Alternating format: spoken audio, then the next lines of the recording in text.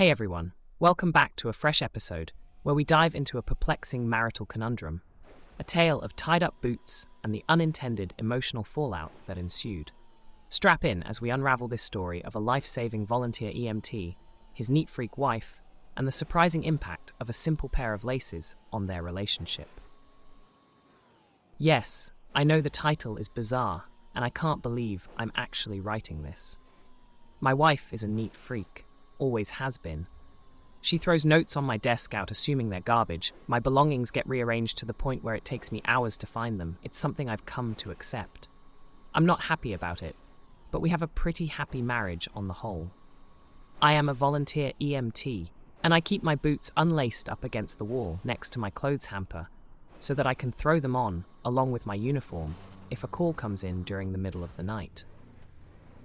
Well, my wife has taken to tying the bootlaces when she sees them untied.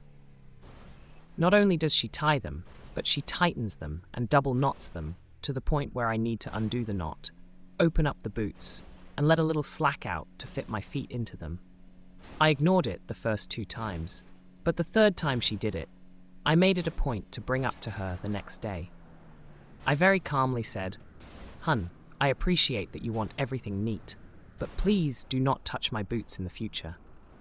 Time is of the essence when I'm going on a call, and at 2 a.m, I don't have the time to unlace them and open them up. It's not just a minor inconvenience, it's people's lives, so I would appreciate it if you left them alone." She rolled her eyes, said I was being dramatic, and that she wouldn't help me out by keeping my things neat in the future. Well, she never stopped. No matter how many times I've asked her, told her, begged her, she just laughs and says, "Well, you know how I am." The other night, a page went out for a CPR in progress. I went to throw my boots on, and they were, once again, tightened beyond recognition. So I'm sitting there on the edge of the bed, cursing, trying to get my boots open, and fumbling due to the stress of the situation. My wife opened her eyes, groggily looked at me, and asked, "Don't you need to go on that call?" I know I was in the wrong here, and I regret it. I slammed the boot into the ground and yelled, "Yes, I do! I would have been out the door 5 minutes ago, except some stupid motherfucker fucked with my goddamn boots again." My wife got up without another word, walked into the bathroom and slammed the door. I got my boots open and went on the call. By the time we arrived, the police had gotten her back, so I didn't have to do CPR. But I was sweating and shaking, thinking my delay could have cost a life. I got home and my wife wasn't talking to me. She ignored me the entire day until we finally sat down and talked. She said I had scared her with how angry I got, that she thought I was going to hit her, and she didn't know I was capable of getting so angry. Note, I have never raised a hand to her, nor have I ever yelled at her before.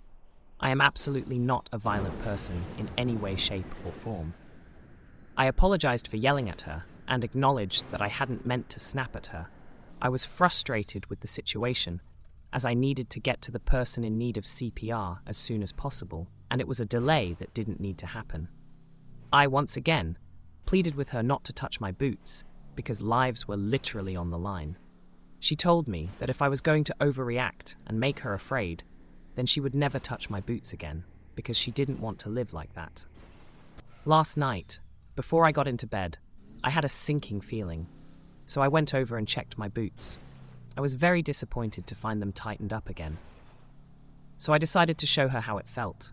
I went over to her closet and pulled out her running shoes.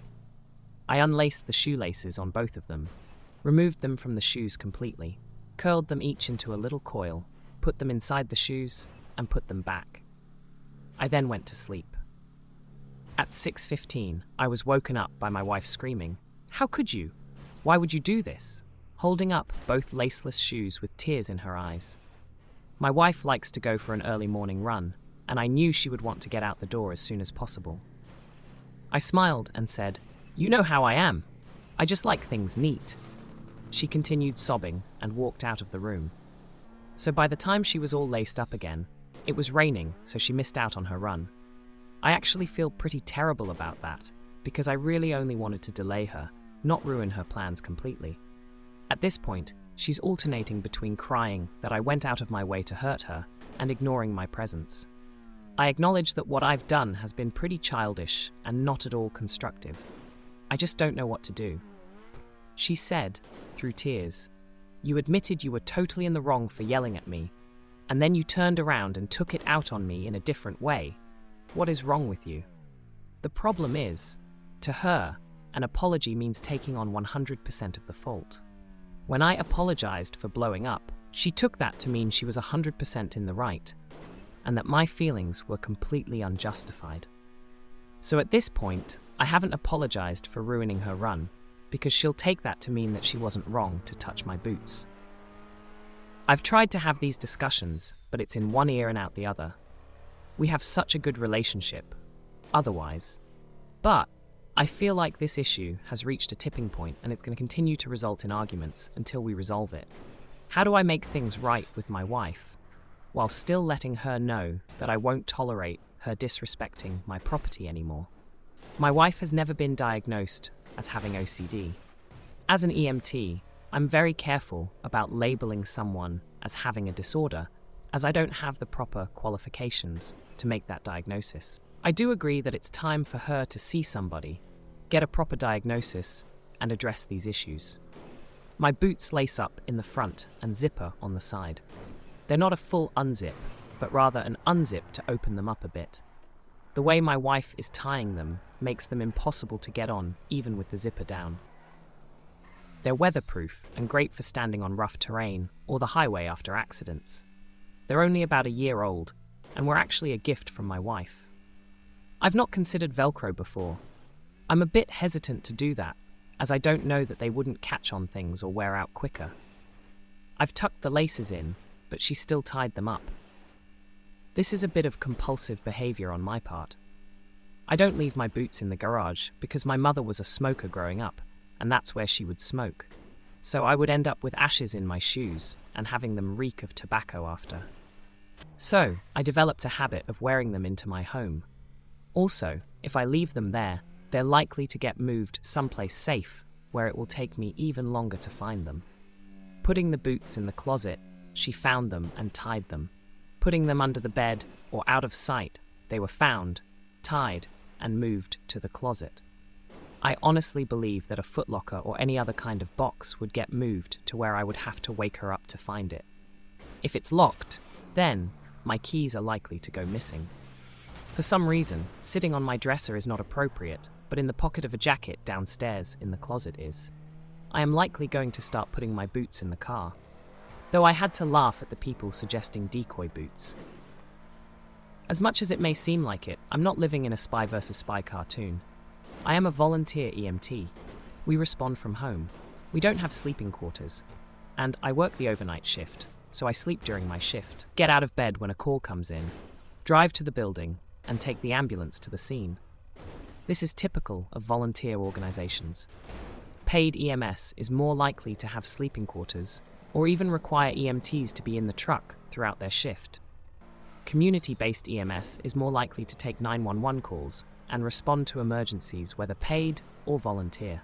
Private EMS is more likely to take transport requests such as to from dialysis or chemotherapy, as well as hospital to nursing facility discharges. To those who have told me that I don't have the right to use the word life-saving, on my dress uniform, I have pins for 3 defibrillator saves and 4 for CPR saves. I've crawled into a car wreck to open someone's airway and bag them until we could get them out.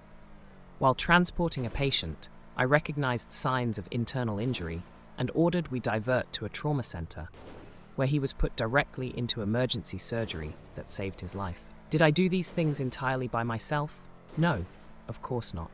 I would never claim that I was the sole reason someone lived. However, I am, at my very basest level, as vital link in the chain or survival. So while I can't claim complete credit for any of the things I've done, I would certainly put a lot of blame on myself if someone didn't live because of something I failed to do. I have a full-time job that I work 8 to 5 Monday-Friday outside of EMS. That is why I volunteer on the night shift. My wife works as a payroll manager for a mid-sized office. I earn about $10,000 a year more than her. We've been married for 2 years. While I lived on my own before we were married, she didn't move into the apartment until we got engaged. So I think to her, that was my place, not ours, and she didn't really touch my things. I was with another EMS organization until we moved to a new town after our engagement. When we bought the house, I joined the local volunteer squad as an EMT. My wife regards my job as part of my identity, while she sees the EMS as something I volunteer to do. She would say, "This is my husband, he is job title," not, "This is my husband, he is an EMT." Thank you for all the awards on this post. You're all very kind. I appreciate so much that you took the time out of your day to acknowledge things and want to help me. And that's the end of our story today. Don't forget to ponder on the importance of communication and respecting boundaries in relationships. And join us for the next video to uncover more intriguing tales and life lessons.